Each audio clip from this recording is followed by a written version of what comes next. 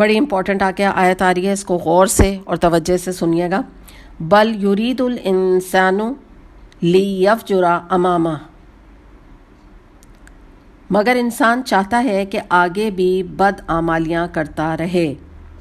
بڑی امپورٹنٹ بات ہے. یہاں اللہ تعالیٰ نے وہ ریزن پن پوائنٹ کیا ہے جس کی بنا پر انسان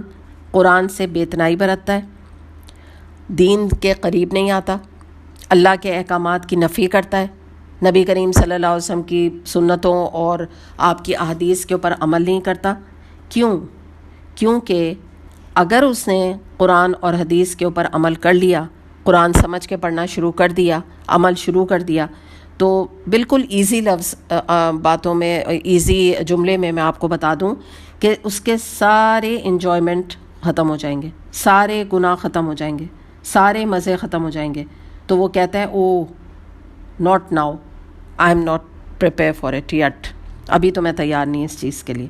تو یہ اس چھوٹے سے فقرے میں منکرین آخرت کے اصل مرض کی نشاندہی کی گئی ہے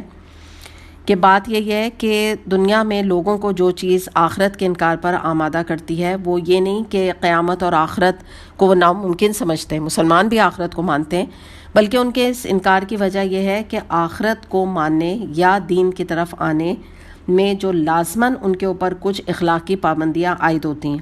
اور انہیں یہ پابندیاں ناگوار ہوتی ہیں. وہ چاہتے ہیں کہ جس طرح ابھی تک وہ ان اکاؤنٹڈ اور اسکاٹ فری دنیا میں پھرتے رہے، اور جس کو کہتے ہیں نا YOLO, you only young once, کے انجوائمنٹ اور کھانا پینا اور گھومنا پھرنا اور ہر وہ اللہ کی حدود کو توڑتے رہے، اور جو ظلم چاہا وہ ظلم کیا، بے ایمانیاں کیں، فسق و فجور کیا، بدکاریاں کیں، شراب پی، جوا کھیلا، ڈرگس کیے، افیئرز رکھے، زنا کیا، سود لیا، تو ناجائز پیسہ کمایا، غیبتیں کیں، جھوٹ بولا، سب کچھ برائیاں کرتے رہے، تو آئندہ بھی ان کو یہی کھلی چھوٹ ملتی رہے، اور کبھی بھی ان کو یہ جو تمام باتیں ہیں، انجوائمنٹ ان کے ہیں، ان میں کبھی کوئی کمی نہ آئے، اور ایسا کبھی بھی نہ ہو کہ کوئی ان سے یہ کہے کہ ایک دن تو انہیں اپنے اللہ کے سامنے حاضر ہو کے اپنے ان اعمال کی جواب دہی کرنی پڑے گی. اس لیے دراصل ان کی عقل انہیں آخرت یا قرآن پر ایمان لانے سے نہیں روکتی ہے، بلکہ ان کی خواہشات نفس ہیں جو اس راہ میں بیریئر بن جاتی ہیں کہ نہ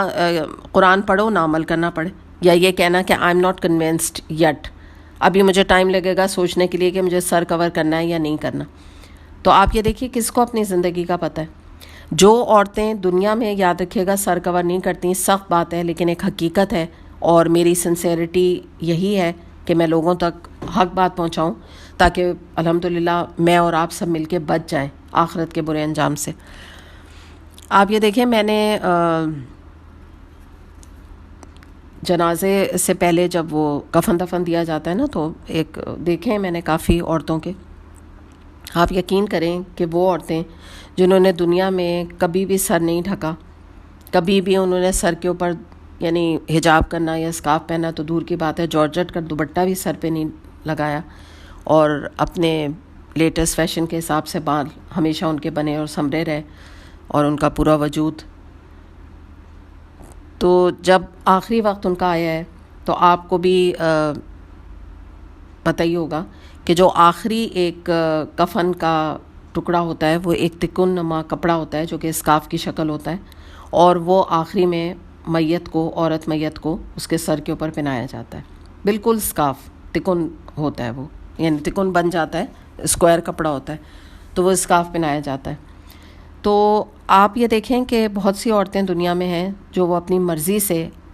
سر کور کر کے اسکارف پہنتی ہیں اللہ کی رضا کے لیے. اور اگر کوئی عورتیں اس چیز کو پسند نہیں کرتی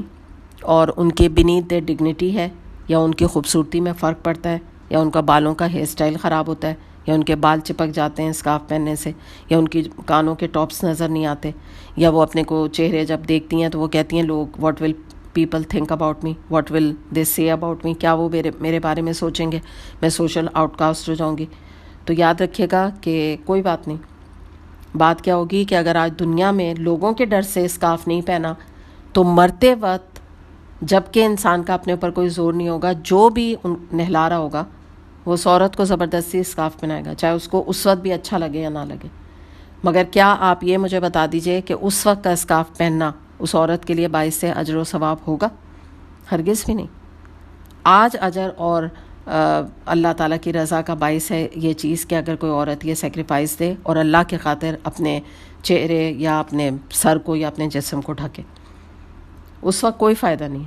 اس وقت یہ چیز کچھ بھی نہیں اس کو نفع دینے والی ہے، کیونکہ اب تو عمل کا وقت نکل چکا ہوتا ہے مرنے کے ساتھ ہی.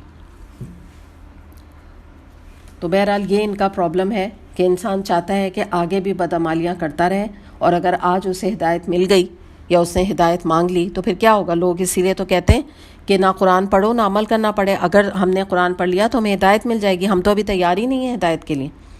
تو یہ انسان کا پرابلم ہے، اور بڑی امپورٹنٹ چیز ہے جو یہاں اللہ تعالیٰ نے پن پوائنٹ کی.